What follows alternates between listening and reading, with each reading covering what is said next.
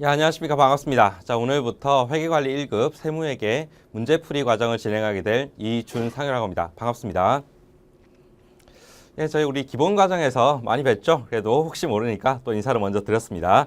자, 오늘부터는 이제 우리 교재를 가지고 본격적으로 문제풀이 과정 들어가 보도록 할게요. 지금까지 우리가 기본 과정에서 잘 배우셨죠? 이론 내용들 잘 배우신 걸 가지고 이제 실전 문제가 어떤 식으로 나오는지 그걸 한번 알아볼 거예요.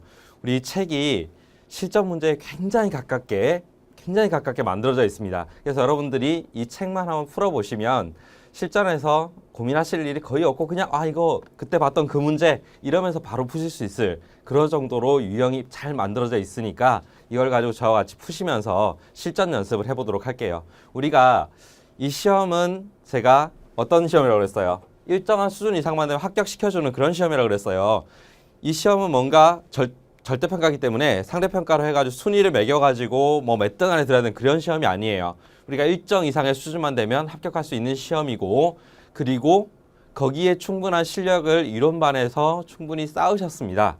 그런데 이걸 우리가 연습을 한 번도 안 해보고 들어가게 되면, 우리 문제 푸는 것도 스킬이거든요. 연습을 한 번도 안 해보고 들어가게 되면 되게 어려울 수가 있어요. 그래서 저와 같이 실전 연습을 해본다, 이렇게 생각하시면 됩니다. 다만 여러분들께서 우리 공부를 하실 때 중요한 거는, 자, 보시면 페이지 한번 펴보세요. 15쪽 펴보시면 핵심 기본 문제라고 있죠. 자, 이런 게 있고 넘어가셔서 몇 쪽에 있을까요? 지금 회계 쪽이니까 우리가 세무 쪽으로 오셔가지고 209쪽에 핵심 기본 문제라는 게 있고, 그 다음에 212쪽에 보면 출제 예상 문제라는 게 있죠. 그래서 제가 핵심 기본 문제는 기본적으로 거의 다 풀어드릴 거예요. 근데 출제 예상 문제는 다 풀어드리진 않아요. 근데 다 풀어드리지는 않는데 그 중에서 제가 중요한 거 골라 풀어드릴 건데, 그때도 여러분들이 이건 저랑 같이 푸시는 거라고 생각하시면 좀 곤란합니다. 우리가 이미 다 배웠잖아요. 이미 이번 이론 시간에 다 배운 것들이에요. 그래서 문제 푸는 연습을 하려면 저하고 같이 똑같이 풀어보는 게 아니라 어떻게 하셔야 된다고요? 제가 풀기 전에 여러분들이 먼저 풀어보고 나서 해설을 듣는 식으로 공부를 하셔야 돼요. 그래서 기본 문제, 핵심 기본 문제를 제가 풀 때는 여러분들이 같이 들으시면 됩니다. 같이 들으시면 어떻게 푸는지 한번 보시고, 그걸 가지고 출제 예상 문제로 넘어갔을 때에는 제가 풀려고 하면 잠깐 멈춰주세요. 제가 풀려고 하면 잠깐 멈춰두시고 저를 멈춰놓고 여러분들 한번 풀어보고 그 다음에 해답을 들어보세요. 네, 그러시면 훨씬 우리가 도움이 많이 되실 겁니다. 그냥 제가 푸는 걸 그대로 따라가면 그때는 잘 풀려요. 근데 나중에 실제로 혼자 풀어보려고 그러면 잘 안 되거든요. 근데 우리 시험은 저와 같이 하는 건 아니잖아요. 여러분들 직접 하셔야 되잖아요. 그러니까 여러분들 풀어보셔야 된다고. 특히 계산 문제는 여러분들이 손으로 여러 번 풀어보셔야지 실력이 느는 거지, 저랑 어떻게 푸는 겁니다, 이것만 들어서는 절대 안 됩니다. 그러니까 여러분들이 꼭 그거 신경 쓰셔가지고 저와 같이 공부를 해보도록 할게요. 일단 208쪽에 조세 총론부터 먼저 가도록 하겠습니다. 일단 보시면, 자, 포인트라는 거 있죠. 포인트. 제가 여기서 포인트 하나, 포인트 둘 이렇게 나오는 것들은 진짜 중요한 것들을 다시 한번 요약해 드리는 거예요. 어떻게 요약하는지 같이 한번 볼까요? 일단 조세라는 게 뭐예요? 조세는 국가 또는 지방자치단체. 누가 과세 주체가 누구냐 이거죠. 국가 또는 지방자치단체가 그의 경비 충당을 위한 재정 수입을 조달할 목적으로. 이게 뭐예요? 조세를 왜 걷느냐? 과세 목적이죠. 그 다음에 법률에 규정된 과세 요건을 충족한 모든 자에게, 조세 법률주의죠. 법률에 따라서만, 우리가 아무 때나 할 수 있는 게 아니라, 정부가 뭐 필요하다고 마음대로 거둘 수 있는 게 아니라, 조세는 언제 거둘 수 있다고요? 네, 법률에 정한 어떤 요건을 충족했을 때만 거둘 수가 있게 돼 있죠. 법률에 규정된 과세 요건을 충족한 모든 자에게 직접적인 반대 급부 없이 부과하는. 자, 이거 되게 중요하다 그랬어요. 이게 뭐라고 했습니까? 이름이 일반 보상성이라고 그랬죠. 특정 보상성이 아니라 일반 보상성. 일반적인 보상만을 제공한다. 무슨 얘기냐? 내가 세금을 많이 냈다고 해서 나한테 많은 걸 제공해주고, 내가 세금을 적게 냈다고 해서 정부가 나한테 서비스를 제공해주지 않는 게 아니라는 거예요. 내가 얼마를 냈건, 내가 납세 의무자로서 뭔가 한 게 있다면 일반적인 보상. 국가는 국가가 해주는 서비스를 국민들한테 제공하는 거고, 그렇죠? 국민들은 세금을 자기의 어떤 소득 수준이나 여러 가지 형편에 따라서 내는 거고 여기에 대해서 많이 냈다고 특정한 보상을 해주는 게 아니라는 얘기예요. 그게 바로 일반 보상성. 보상성 자체는 있어요. 보상성 자체는 있지만 직접적인 반대급부가 있는 건 아니다. 이 얘기예요. 일반 보상성 굉장히 중요하다 그랬습니다. 그 다음에 금전급부. 금전으로 납부하는 게 원칙이죠. 다른 걸로 물론 낼 수도 있기는 하지만 극히 제한된 경우에 인정합니다. 예를 들어서 상속세 및 증여세법에서 상속받은 재산이 건물밖에 없다. 이렇게 되면 현금이 하나도 없어요. 그럴 수 있죠. 그런 경우가 있기 때문에 그럴 때는 예외적으로 물납을 허용하고 있는 경우도 있지만 원칙적으로는 금전급부다. 이렇게 생각하시면 되겠습니다. 그래서 조세의 개요에서 요 내용들은 기억을 해주셔야 돼요. 그 다음에 넘어가면 더 중요한 게 나오죠. 뭐가 나옵니까? 그렇죠. 208쪽 보세요. 같이. 자, 여기 보시면 조세의 분류가 있죠. 조세의 분류. 조세는 어떻게 나눠진다 그랬어요? 여러 가지로 나눠질 수 있다. 여러 가지 기준으로. 어떤 기준으로? 뭐 조세 부과의 주체가 누구냐, 사용 용도가 특정되느냐 여부에 따라서 어떻게 나눠지는지.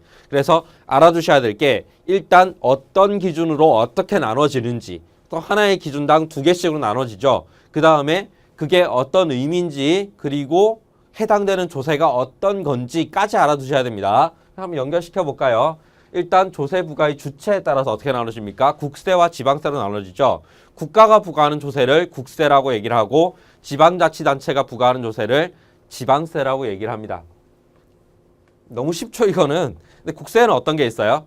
우리가 많이 들어본 것들 소득세, 법인세, 부가가치세, 뭐 상속세 및 증여세, 종합부동산세 이런 것들이 국세에 있고 지방세에는 어떤 게 있어요? 취득세, 자동차세, 뭐 등록면허세, 뭐 지방소득세 이런 것들, 재산세 뭐 이런 것들이 있어요.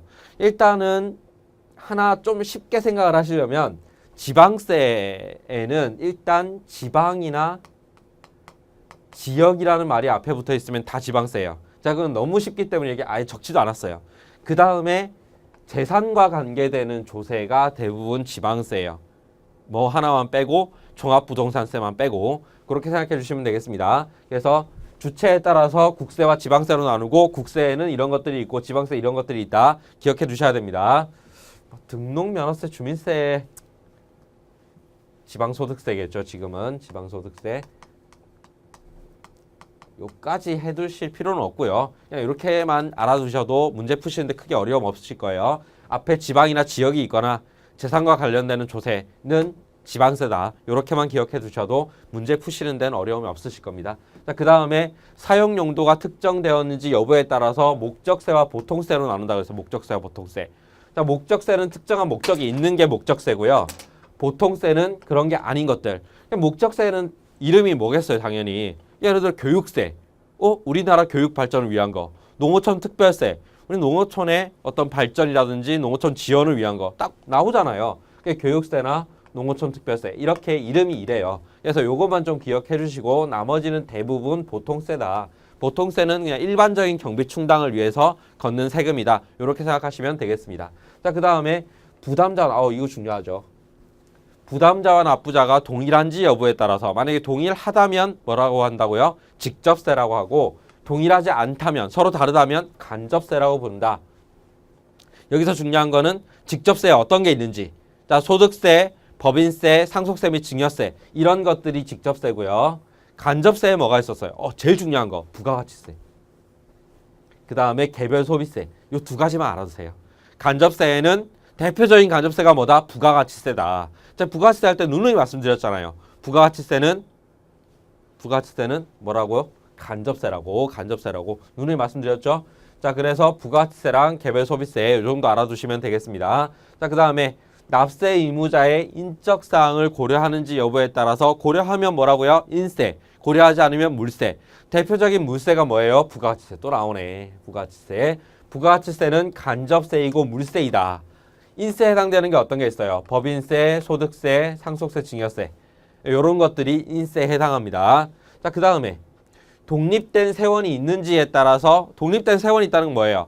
뭔가 거둘 거. 그러니까 예를 들어 소득세는 개인의 소득. 법인세는 법인의 소득이잖아요. 그걸 근거로 해서 걷는 거잖아. 법인의 소득이 많으면 많이 걷고 개인의 소득이 많이 걷고 적으면 작게 걷고 이렇게 되는 거.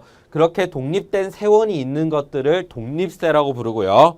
반면에 독립된 세원이 없는 거, 그러니까 어떤 다른 조세가 결정이 되면 그거의 몇 퍼센트, 법인세의 몇 퍼센트 이렇게 붙는 애들이 바로 부가세라고 하는 애들이에요.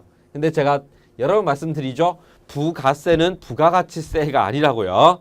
부가가치세는 부가세가 아니라 독립세예요. 요거 좀 기억해 주세요. 부가가치세의 뭐 줄여서 우리가 부가세라고 하긴 하지만 이때 부가세는 다른 세금에 붙어서 부과되는 세금을 얘기하는 거지 부가가치세의 준말이 아니다는 거. 그래서 부가가치세는 부가세가 아니라 독립세라는 거예요. 그거 좀 신경 써주셔야 됩니다. 그럼 부가세에는 어떤 게 있냐? 교육세나 농어촌 특별세 같은 게 부가세에 해당이 됩니다. 좀 신경을 써주시면 되겠고요. 자, 요걸 기억하시고 나면 이제 요 파트에서 못 푸실 문제가 거의 없어요. 요 문제 아니면 앞에서 조세의 정의 그 문제밖에 안 나오거든요. 어떻게 문제가 나오는지 볼까요? 보시면 조세의 개념에 대한 다음 설명으로 틀린 것은 했죠.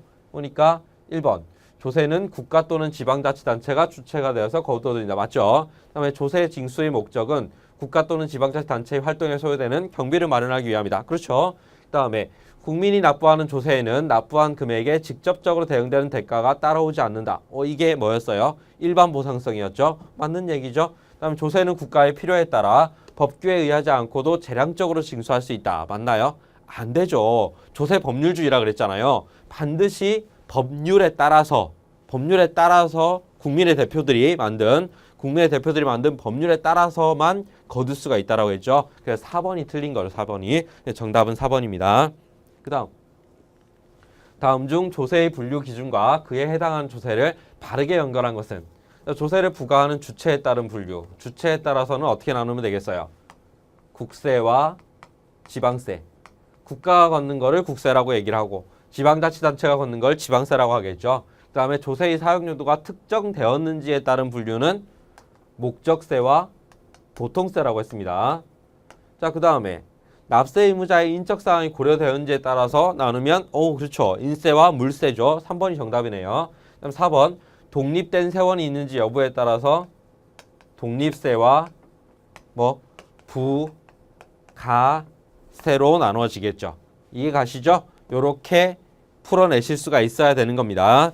자, 그러면 요걸 가지고 또 한 파트가 더 있네. 뒤로 넘어가기 전에 자, 여기까지는 푸실 수가 있겠죠. 요 파트에서는 요 부분이 중요합니다. 자, 그 다음에 뒤로 넘어가 보시면 자, 조세의 기본 개념이라는 게 나오죠. 조세의 기본 개념. 이 조세의 기본 개념 정의라고 보시면 돼요. 이것들이 조세를 공부할 때 가장 기본적으로 알아야 되는 정의들. 보니까 당연한 얘기들이 적혀 있어요. 세법이라는 건 뭐예요? 세법은 국가 또는 지방자치단체가 국민에게 부가 징수하는 세금과 관련된 규정을 명시한 법. 이 세법이죠. 이렇게 나오면 이거 매칭시키실 수 있겠죠. 우리는 주관식이 아니잖아요. 이걸 외우실 필요는 없다고. 이거 나오면 이건지만 아시면 돼요. 이건 그만 아실 수가 있겠죠. 자, 그 다음에 세원이라는 게 뭐예요? 세원. 자, 국가 또는 지방자치단체가 국민에게 부가 징수하는 세금의 대상이 되는 소득이나 재산. 제가 아까 독립된 세원이 있으면 독립세, 독립된 세원이 없으면 부가세라고 말씀드렸죠. 그때 나온 얘기예요. 과세 대상이 어떤 거냐?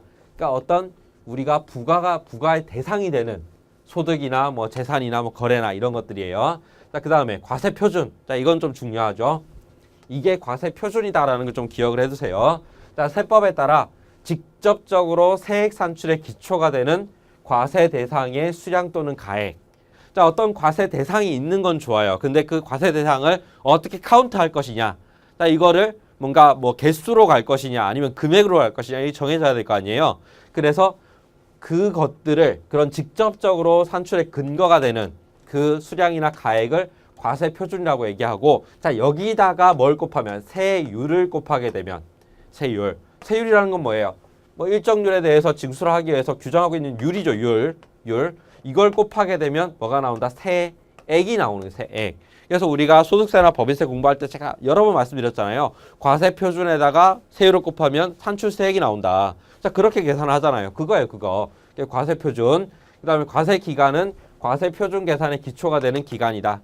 그리고 세율은 이런 거다. 라고 기억해 두시면 되겠습니다. 여기서 조금 어려운 거는 과세 표준밖에 없어요. 그래서 문제를 내면 다른 건 내기 되게 어렵고 과세 표준이 답이 될 확률이 제일 높으니까 과세 표준이 뭔지를 여러분들 좀 눈에 익혀두세요. 다른 것들 우리가 세원하고 과세 표준 좀 헷갈리실 수 있으니까 이걸 딱 눈에다가 넣어두시면 되겠습니다. 자, 그 다음에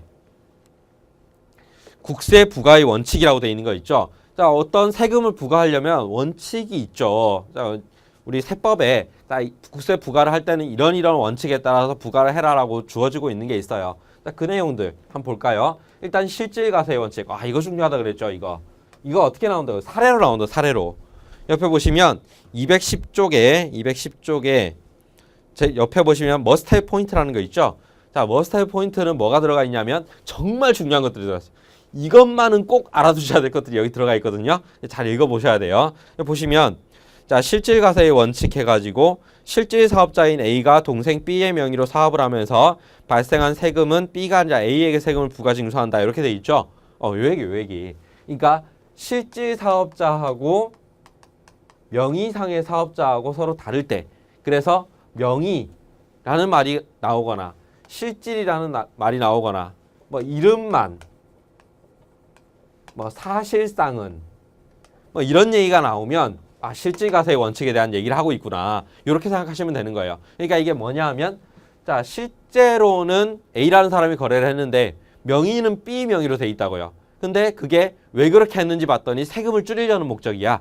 그러면 B의 명의로 돼 있다고 하더라도 A한테 과세를 해버리는 거예요. 이해하시겠죠? 자, 그게 바로 실질과세의 원칙입니다. 실질적으로 소득이 있는 사람한테 세금을 걷겠다. 그 얘기예요. 그 다음에 신의 성실의 원칙. 이건 뭐냐?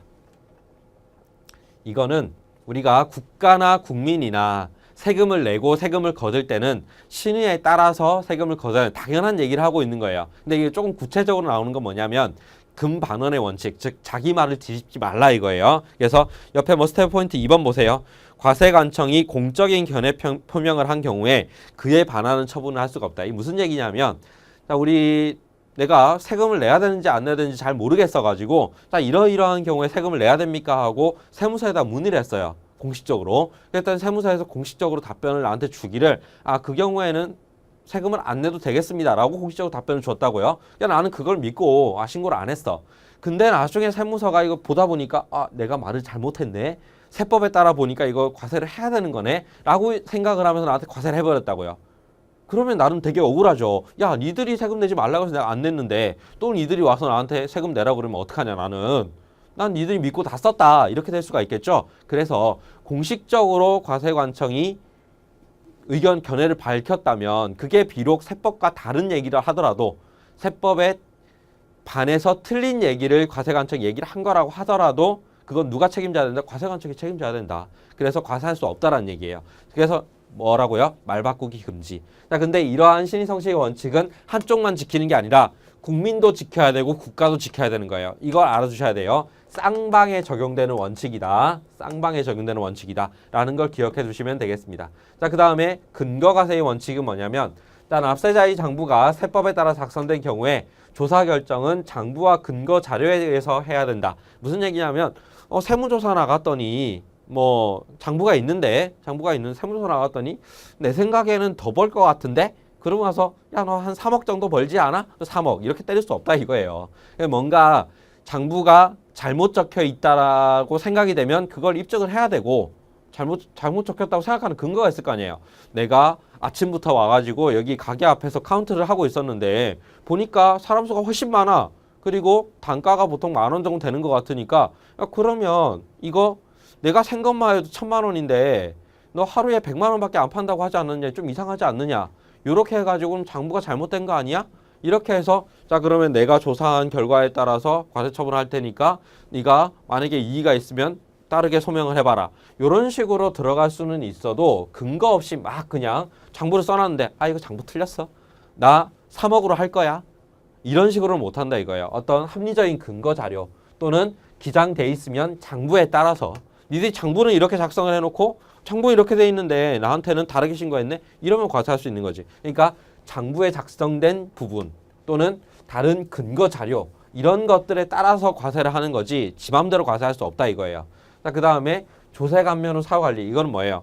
내가 뭔가 국가는 세금을 가지고 많은 유인책을 제공을 하죠. 그래서 뭔가 우리가 너무 주택 경기가 다운돼 있다라고 하면 거래 활성화를 위해서 뭔가 뭐 취등록세를 면제를 해주기도 하고 아니면 부동산 임대 관련해서 그 부동산 임대 소득에 대한 과세가 너무 중해서 부동산 임대에 대한 소득이 자꾸 음성적으로 간다. 또는 임대 자체가 잘 안 된다. 뭐 부동산 경기가 안 살아난다. 이러면 부동산 임대 소득에 대해서 좀 저율 과세를 하겠다. 이런 발표를 해가지고 뭐 다른 어떤 뭐 그런 정책 목적을 달성하려고 하기도 하고 또는 뭐 투자를 안 한다. 그러면 투자를 하게 되면 세금 깎아줄게. 이런 식으로 해가지고 여러 가지 유도를 하는 그런 정책을 막 쓰죠. 근데 그런 정책에는 목적이 있는 거잖아요. 근데 목적이 있는데 얘들이 어떤 정책이 처음에 나왔을 때 그것만 가지고 예를 들어서 청년들을 많이 채용을 해줬으면 좋겠어. 이렇게 해서 청년 채용하면 세금 깎아줄게. 이렇게 해놨더니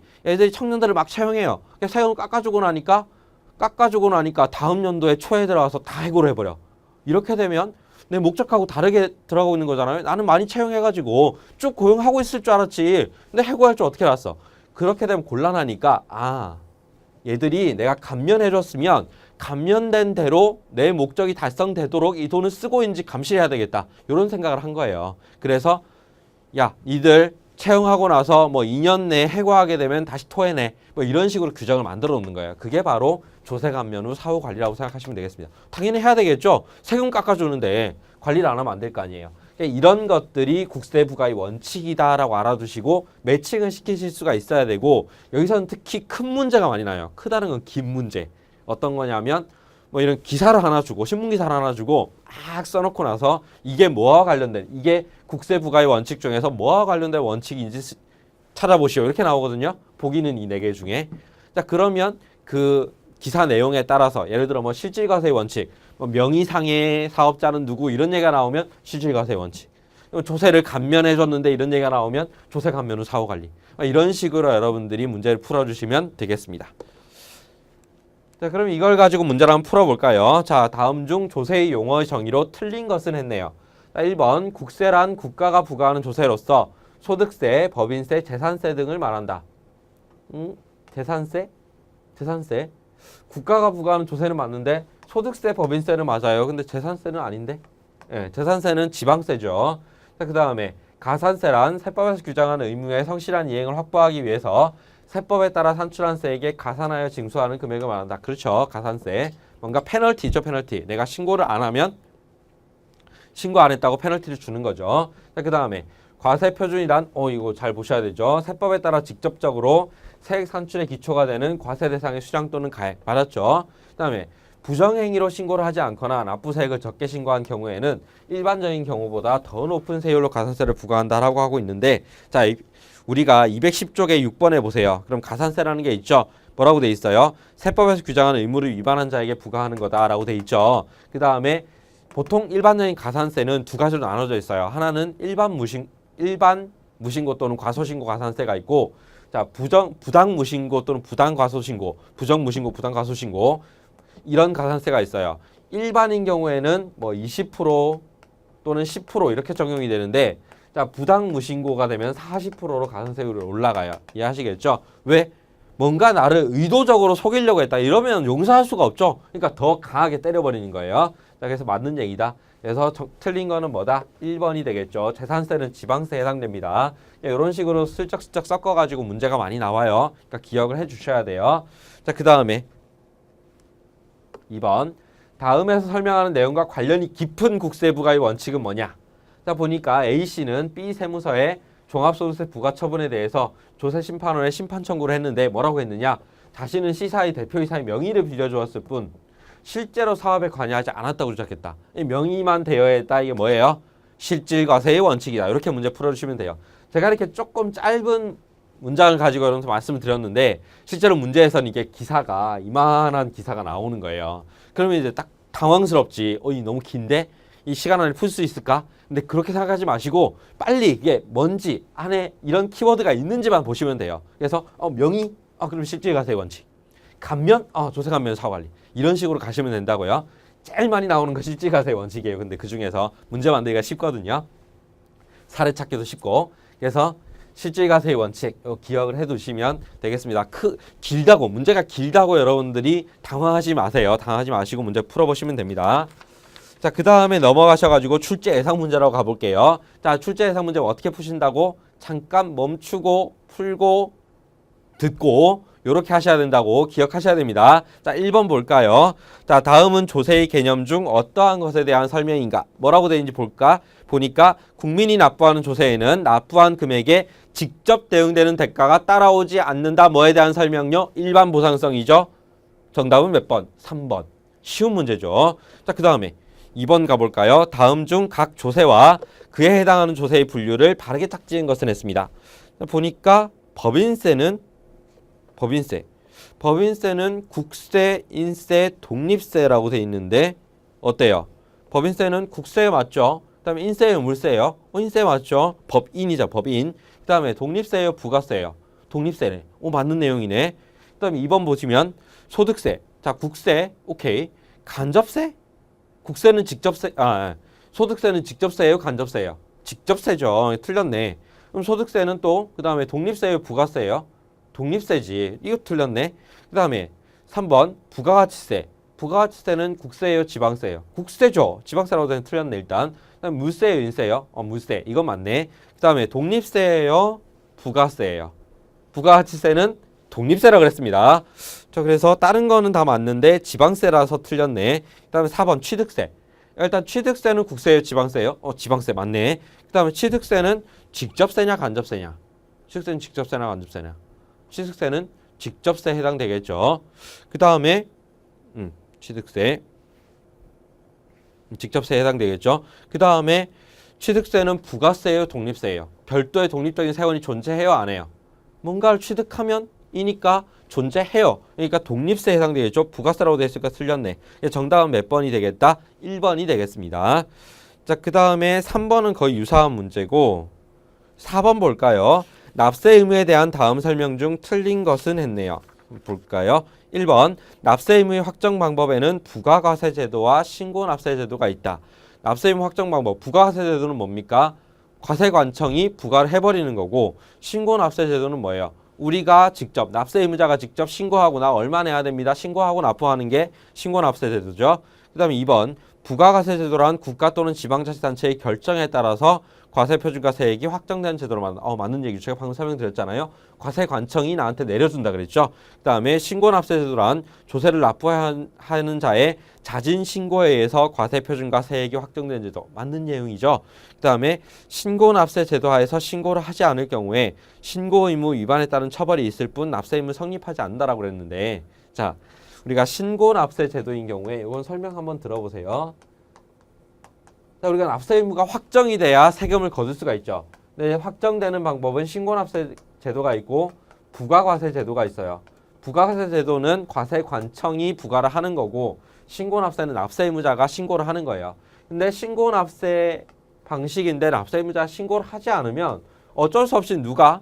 과세관청이 해야지. 그래서 신고납세 제도에서 신고 의무를 이행하지 않게 되면 부과를 할 수 있도록 하고 있어요. 그래서 정답은 4번이 되겠습니다. 이거 하나만 기억해 두시면 되겠고요.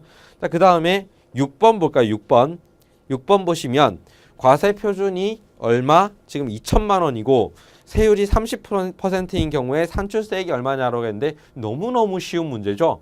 제가 과세 표준 곱하기 세율하면 산출세액이 나온다 그랬잖아요. 그러니까 얼마? 2천만 원 곱하기 30% 하면 얼마요? 600만 원이죠. 그래서 정답은 4번. 이렇게 풀어주시면 되겠습니다. 전혀 어렵지 않죠? 전혀 어렵지 않죠? 나중에 법인세에 가면 또 누진세 가지고 푸는 문제도 나올 수 있어요. 그때는 또 그때 가서 한번 풀어볼게요. 정답은 몇 번이에요? 4번. 되게 쉬우니까 요 연습 출제 예상 문제들 저랑 같이 안 풀어본 것도 반드시 풀어보고 넘어가시면 되겠습니다. 자, 그 다음에 뒷장을 넘겨보니까 바로 법인세가 나오네요. 법인세 앞부분만 조금 하고 나서 다음 시간에는 법인세 본격적으로 들어갈 거예요. 자, 앞부분 조금 하는 게 어디까지냐? 일단 법인세 총설 알아봐야 되겠죠. 법인세 총설에서 제일 중요한 거. 자, 일단은 법인세의 종류는 몇 가지가 있다고 그랬어요. 법인세 종류는 각 사업용 소득에 대한 법인세가 있고 청산소득에 대한 법인세가 있고 그다음에 토지 등 양도소득에 대한 법인세가 있고 그다음에 뭐 이제 기업 그 소득 환류세제 같은 게 있는데 그거는 일단은 제껴둡시다. 중요한 건 세 가지. 그 중에 제일 중요한 게 각사업연도 소득에 대한 법인세라고 말씀드렸죠. 자, 근데 각사업 소득에 대한 법인세는 법인의 종류가 어떤 종류냐에 따라 조금씩 달라졌죠. 법인을 두 가지 2x2로 나눠서 총 4개로 나누게 됐었죠. 어떻게 나눴냐? 영리 법인이냐 아니냐에 따라서 영리 비영리로, 즉 영리 목적을 가지고 있느냐에 따라서 영리 목적이면 영리 법인, 영리 목적이 아니면 비영리 법인으로 나눠준다. 그 다음에 본점 주사무소 또는 사업의 실질적 관리 장소가 어디에 있는지에 따라서 국내에 있으면 내국법인, 국외에 있으면 외국법인을 나눈다 그랬죠. 자, 여기서 뭐는 중요하지 않다고요? 그 법인의 대표자의 국적 같은 건 전혀 중요하지 않다라고 말씀드렸어요. 뭐가 중요하다?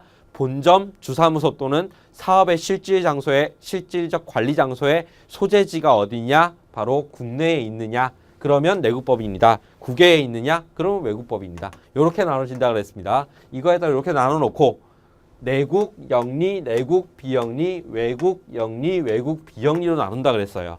그렇게 해서 영리법인인 경우는 뭐라고요?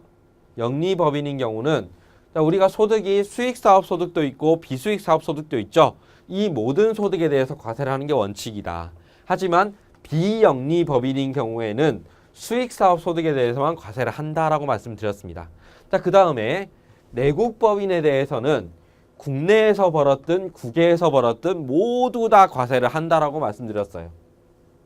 반면에 외국법인인 경우에는 국외는 논외라 그랬죠. 왜냐하면 해외 자기네 나라에서 과세를 할 테니까 자, 국내 원천 소득에 대해서만 납세 의무를 진다라고 말씀을 드렸습니다. 기억나시죠? 기억나셔야 돼요. 자, 그래서 이걸 섞어보면 내국 영리법인은 국내외 원천 모든 소득에 대해서 납세 의무를 진다. 내국 비영리법인은 국내외 원천 소득 중에서 수익사업 소득에 대해서만 납세 의무를 진다. 그 다음에 외국 영리법인은 국내 원천 소득 중에서 모든 소득, 수익, 비수익 사업 모든 소득에 대해서 납세 의무를 진다. 반면에 외국 비영리법인은 국내 원천 소득 중에서 수익 사업 소득에 대해서만 납세 의무를 진다. 요걸 기억해 두셔야 돼요. 중요합니다. 자, 그 다음에 플러스 알파로 알아주셔야 될 건 뭐?